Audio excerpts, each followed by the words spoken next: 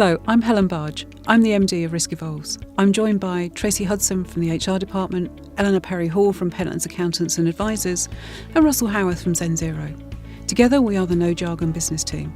Today we're sharing 4 simple but effective strategies on managing the supply chain of your business. We all deliver services to organisations. A third party could be providing IT, logistics support, payroll services, catering, cleaning, the list goes on, and yet how many of us step back and analyse exactly what we would do if one of those third parties wasn't available one day? What happens if they would suffer a flood to their premises so they couldn't operate? If they were to go out of business? Cease to provide the service that you're reliant on? What would you do? 65% of small businesses do not have plans to cope with disruption risks. By adopting a risk-based approach, you can begin to understand how the risk can be mitigated. Do they have certifications such as ISO 9001, or do you need to audit them? Who is your backup? How critical are they to your business? If we didn't have a cleaner come to the office for a few days, it would be unpleasant, but not critical. We could empty the bins ourselves and we'd carry on, pretty low impact.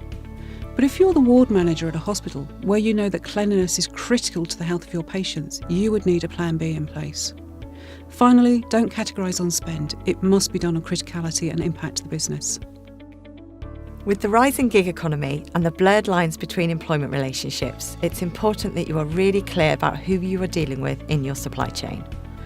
Someone is only genuinely self-employed if they tick a number of boxes. They decide what work they do and where and how they do it. They can send a substitute in their place. They must fix unsatisfactory work in their own time. They must agree a fixed price for work regardless of how long it takes. They must have their own tools and equipment, and they can work for other clients. So, clarify the employment relationship and have a written contract. Payroll is one of the areas that businesses typically outsource. Paying people accurately and on time will demonstrate the value you attach to your employees.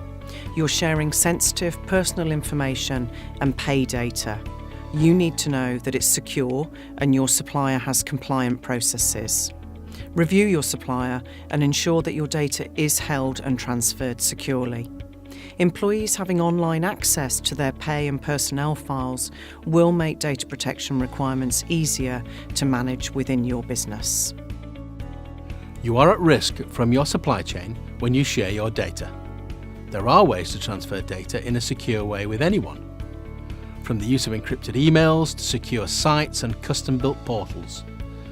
This was the cornerstone of the recent GDPR legislation, and many companies have addressed this, but how can you be sure from the IT perspective? Just how far you need to go down the supply chain will need some thinking about. For example, if you send data in encrypted email, are you sure that your supplier passes this on securely? Take these no jargon ideas into your business and make your supply chain more resilient. To continue the discussion, please get in touch.